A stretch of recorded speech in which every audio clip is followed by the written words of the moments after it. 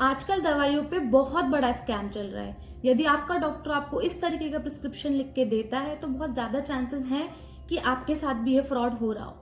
तो एक्चुअल में ये ज़्यादातर छोटे शहरों में होता है, क्योंकि बड़े शहरों में और बड़े हॉस्पिटल्स के जो डॉक्टर्स होते हैं वो आजकल प्रिंटेड प्रिस्क्रिप्शन देते हैं जो आप भी इजीली समझ पाते हो।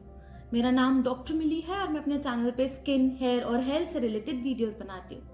आज के इस वीडियो में मैं आपको बताऊंगी कि मार्केट में कौन कौन से तरीके की दवाइयाँ अवेलेबल हैं और आप कैसे अपने बहुत सारे पैसे बचा सकते हो। वीडियो को एंड तक देखना जिससे कि आप ये सही डिसीजन ले पाओ कि आपको कौन सी दवाइयाँ, कैसी दवाइयाँ कहाँ से लेना है और आपने बहुत सारे पैसे बचाना है।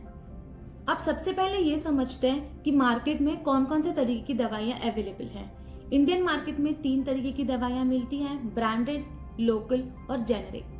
जो ब्रांडेड दवाइयाँ होती है वो थोड़ी महंगी आती हैं क्योंकि उनके डेवलपमेंट में बहुत सारा खर्चा होता है, बहुत सारे साइंटिस्ट रिसर्च करते हैं, रिसर्च में बहुत सारा खर्चा होता है और उसको बनाने में इतना ज़्यादा खर्चा होने की वजह से उसका रेट ज़्यादा होता है, पर उसके साइड इफ़ेक्ट्स कम होते हैं। और बड़ी कंपनियां इनको बनाती हैं और ये दवाइयाँ विदेश में भी जाती हैं, इसलिए इनकी क्वालिटी में कोई भी कॉम्प्रोमाइज़ नहीं होता क्योंकि बाहर के प्रोटोकॉल और ज़्यादा स्ट्रिक्ट है। दूसरी दवाई होती है लोकल दवाई। तो जो लोकल दवाइयाँ होती हैं इनके साइड इफेक्ट्स बहुत ज़्यादा होते हैं, नुकसान ज़्यादा होगा और फायदा कम मिलेगा। तीसरी दवाई होती है जेनेरिक। जेनेरिक दवाइयाँ सस्ती होती हैं और बिल्कुल ब्रांडेड दवाइयों जैसी होती हैं, ब्रांडेड दवाइयों की तरह काम करती हैं और आप बिल्कुल अपने केमिस्ट के पास जाके जेनेरिक दवाई ले सकते हो। आप अपने डॉक्टर से इस बारे में भी बात कर सकते हो, पर आप वीडियो को एंड तक देखो जिससे कि आप ये समझ पाओ कि किन कंडीशन में आपको जेनेरिक दवाई लेना है और किन कंडीशन में आप ब्रांडेड दवाइयों को ही कंटिन्यू रखो। तो जब भी आपके डॉक्टर आपको ऐसी दवाई लिखे और बोले कि आप मेरे बाजू वाले केमिस्ट से या पास के केमिस्ट से खरीद लो, तो ये ज़्यादा चांसेस होते हैं कि वो दवाई लोकल होगी। तो आप इस केस में अपने डॉक्टर को बोल सकते हो कि आप ऐसे दवाइयाँ लिख के दो जिसको हम भी समझ पाए।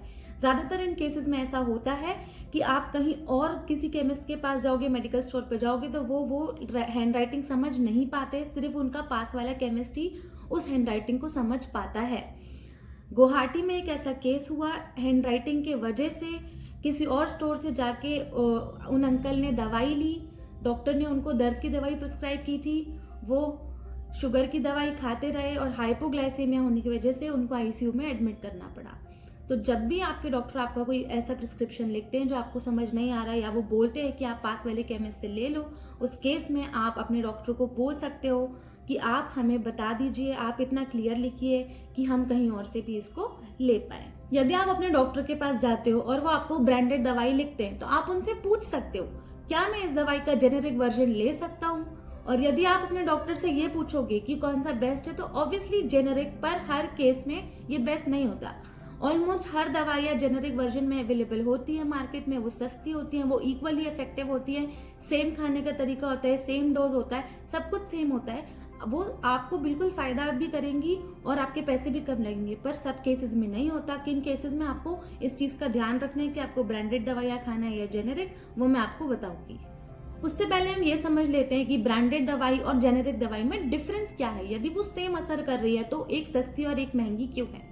तो जो ब्रांडेड दवाई होती है उसको एफडीए को प्रूव करना पड़ता है, एफडीए अप्रूवल लेना पड़ता है, उसके पहले उनको क्लिनिकल ट्रायल्स करने पड़ते हैं, उसके बहुत सारे रिसर्चेस होते हैं, रिसर्च एंड डेवलपमेंट में इसके बहुत सारे पैसे लग जाते हैं। जनरली एक ही कंपनी होती है जो ब्रांडेड दवाई बनाती है, तो मार्केट में बहुत ज़्यादा कॉम्पिटिशन नहीं होता है, इसके वजह से भी इनके रेट्स हाई होते हैं। पर जो जेनेरिक दवाई होती है उसको बहुत सारी कंपनियां बना सकती हैं, वो ब्रांडेड दवाई के बराबर ही होती है। उनको बस ये साबित करना होता है कि उनकी दवाई के ज़्यादा साइड इफ़ेक्ट्स नहीं है, वो सेम इंग्रेडिएंट्स यूज़ करते हैं, पर वो थोड़ी सस्ती मिलती है क्योंकि मार्केट में इनका कंपटीशन बढ़ जाता है जिसकी वजह से वो सस्ती हो जाती हैं। जो जेनेरिक दवाइयाँ होती हैं वो ब्रांडेड दवाइयों से 25 से 80% तक रेट में कम हो सकती हैं, पर वो असरदार बिल्कुल होती हैं।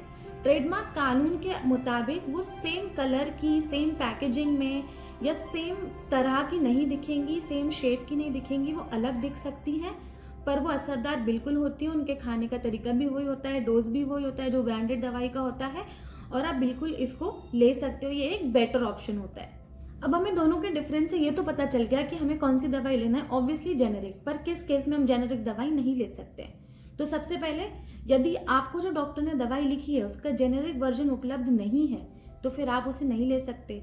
पर इस केस में आप अपने डॉक्टर से बात कर सकते हो और आप बता सकते हो कि मुझे इसका दूसरा वर्जन लिख के दे दो, और डॉक्टर उसी से रिलेटेड कोई और दवाई आपको यदि उपलब्ध होगी तो वो आपको बिल्कुल प्रिस्क्राइब कर देंगे।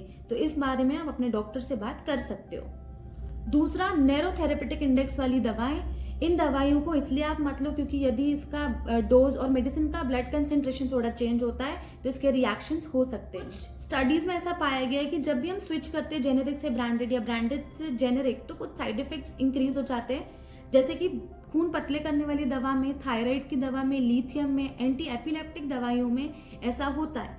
तो यदि आपको कोई आपका डॉक्टर आप ऐसी दवाइयाँ स्टार्ट कर रहे हो, एंटी एपिलेप्टिक या थायराइड की दवाइयाँ आप स्टार्ट कर रहे हो, तो आप यदि शुरू से ब्रांडेड दवाइयाँ खा रहे हो तो आप ब्रांडेड ही खाते रहो, उसको जेनेरिक पे स्विच मत करो। और इसका उल्टा है, यदि आप शुरू से जेनेरिक दवाइयाँ ही खा रहे हो तो आप जेनेरिक खाते रहो, उसको एकदम से ब्रांडेड पे स्विच मत करो बिना आपके डॉक्टर से कंसल्ट करें। और हो सकता है किसी किसी को जेनेरिक दवाइयाँ सूट ना करें, क्योंकि जो टैबलेट का एब्जॉर्प्शन होता है वो दवाई बनाने के तरीके पे डिपेंड भी करता है। तो इन केसेस में आपको एकदम से दवाई स्विच नहीं करना है, और आप अपने डॉक्टर से बिल्कुल इस बारे में कंसल्ट कर सकते हो और उनको बोल सकते हो कि हमको आप जो दवाई लिख रहे हो उसका जेनेरिक वर्जन लिख दो।